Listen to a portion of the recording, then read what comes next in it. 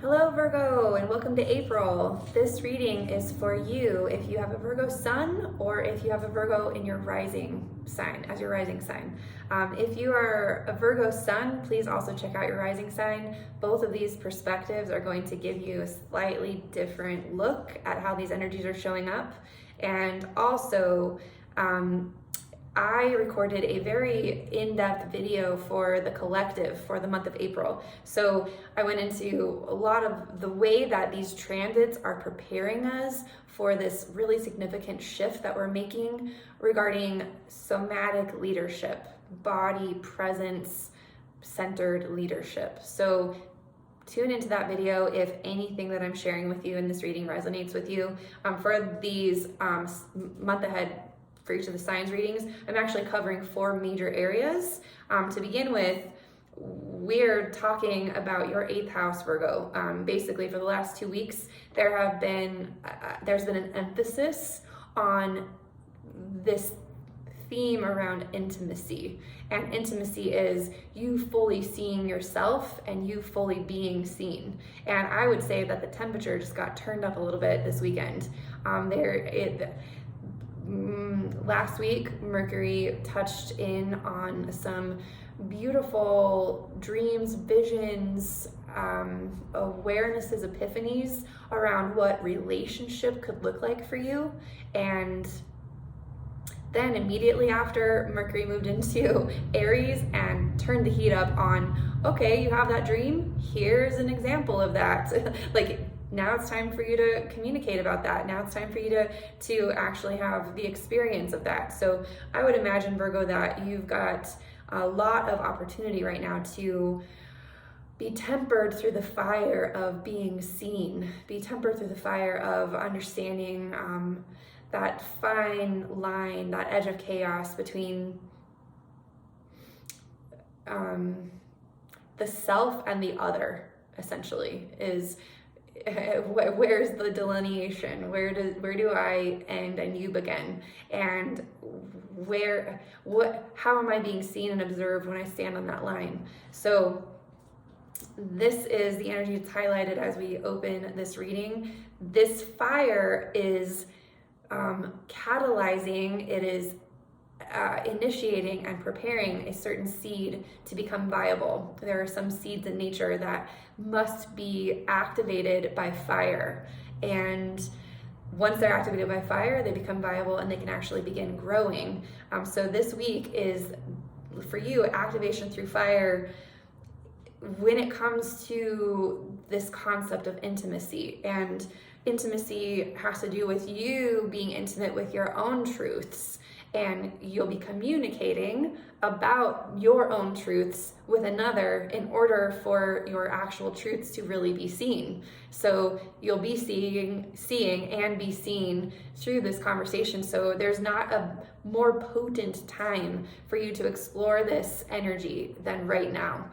And however you navigate that during this week, it is what is activating a certain seed that you'll plant. That will be a seed that will grow into the type of intimacy you'd love to experience in this lifetime. So very, very, very important time for you to be very focused on this part of your life. Virgo, what all of this is preparing you for once that seed is activated and once you're, communicating all of this intimacy with yourself and others, what it's preparing you for is for all of this energy to then move into your 9th house. From the 14th to the 19th, we'll have Venus, what we are open to, the Sun, what we are conscious of, and Mercury, our integration and communication of all of this in our world. All of that energy is moving into Taurus, and you have Taurus in your 9th house. So the 9th house is about your guiding principles, what you feel is worthy of your time, attention, energy, and focus, what's worthy of your fire. And so for you, all of this is very felt. There's a sensation that you'd like to experience on this planet, and that sensation is what you need in order for the seed of intimacy to thrive. So we always look at where Taurus energy as the resources and materials and experiences necessary for that seed that we plant in Aries to actually grow into a thriving, strong tree. So when that energy moves there, expect that your body and somatic wisdom will become your guiding principle as to what you are, what you hold true for yourself. You're going to experience that a lot of principles that are mental won't really have as much gravity as the felt sense that is present for you in each given moment. So that is what you can be, that's what's in store for you, Virgo, is the truth is in your body. Then there will be a big shift when Mars moves into Cancer on the 23rd. We're already going to be in this like very sensing space, and then Mars is going to move from the space of our like opinions, our desires, our preferences, the way we think. It's going to move from that space to the emotional expression of all the things that we become aware of. And so when Mars moves into Cancer, this movement is actually going to move into your 11th house. So there will be probably an impact to the people you associate with. There will be an emotional experience that will affect your groups and your tribes and your family. And you'll have an emotional response to the way they're emotionally responding. And everyone's getting Mars moving into their Cancer, the emotional space, so, and behaving from an emotional space. So, there could be conflicts, there could be outbursts, there could be just really like beautiful expressions of just behave. It's like, just behave with integrity. Behave within the integrity of how you really feel.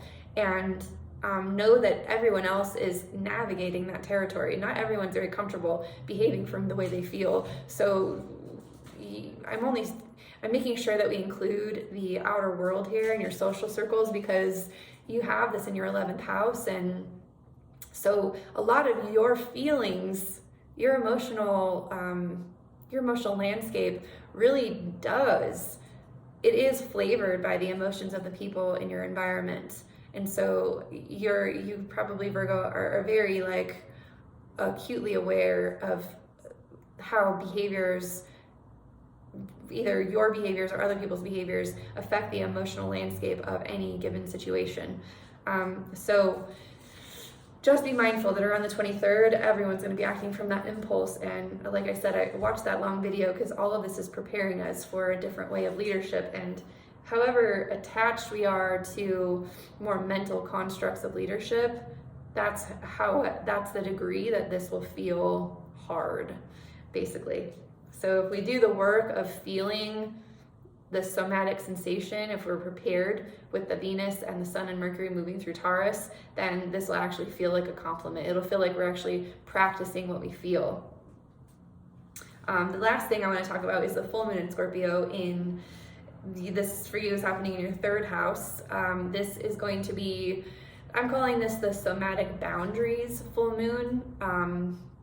For you, your somatic boundaries are actually your somatic boundaries influence the way you think.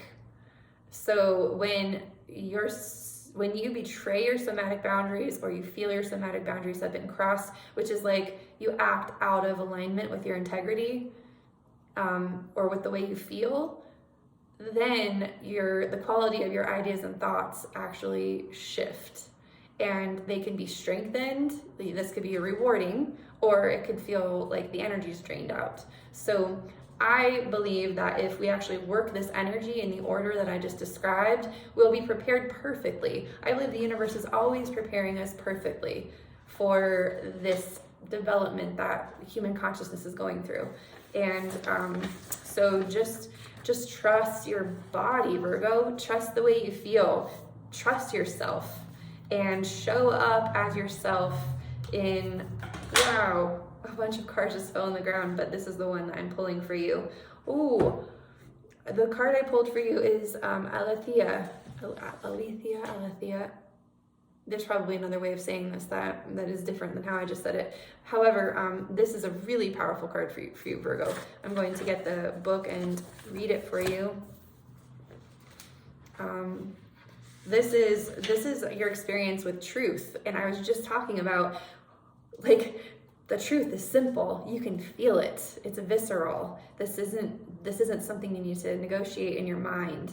This month is preparing you to really feel that truth. And you can't, there's no denying the way something is felt.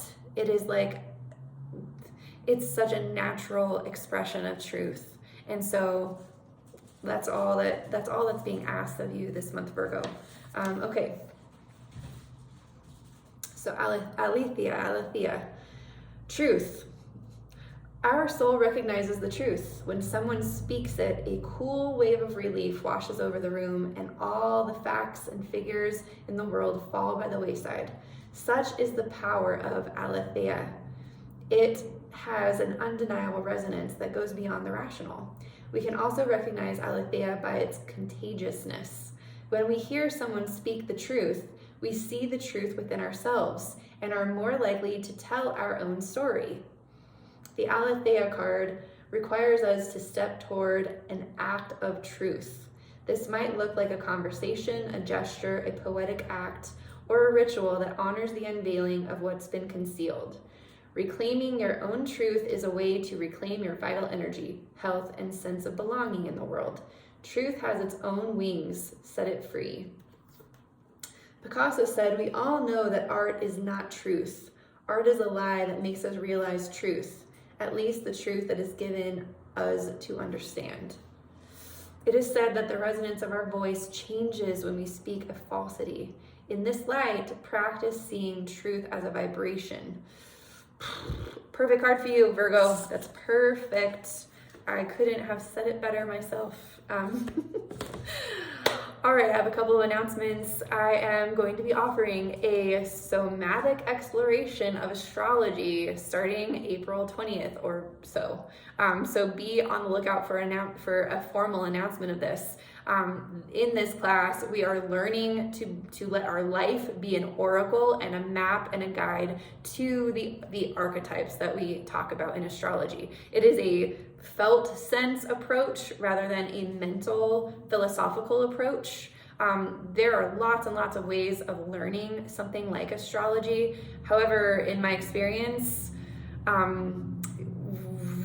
really proving these things by looking at the proof of your own experiences in life, there's nothing like it. There's nothing like an embodied knowing of something that is as beautiful and complex as astrology. Your experiences can make something that seems really complicated actually feel really simple. That saying of know thyself, literally, if you know yourself and you understand your own natal chart and how your experience of it has shown up for you, you can understand the entire universe. And so this course is set up to occur during Taurus season so that we have more body energy and tangible somatic experience and juice available to us. It's not as much of a mental, it's more of an earthy felt period of time. And I believe that we are moving toward more feminine ways of leadership. And so I'm offering this course because I believe there are some people that will consciously move into this space through like, taking a class or something like that. And they'll be prepared in a different way for what is to come in the future. So be on the lookout for that. I'm super excited about it. I've taught this way before and it's been very powerful. So I'm very excited to be doing this in a digital way. In addition to that, I'm still offering personal readings. If that's interesting to you, there'll be a link in the description box. And please like, share, and subscribe to my channel. My goal is to reach as many people as possible with these messages and to just bring a new and fresh perspective on all of these energies to the world. And your help in all of that is absolutely imperative. I trust I trust the organic growth of good ideas, and you can be a part of that by sharing this video. So thank you so much, Virgo. From my heart to yours, I'm a Virgo as well, so this is sort of, whenever I do readings for Virgo, I get a little pumped. Anyways, I love you, Virgo, and I'll see you next week. Bye-bye.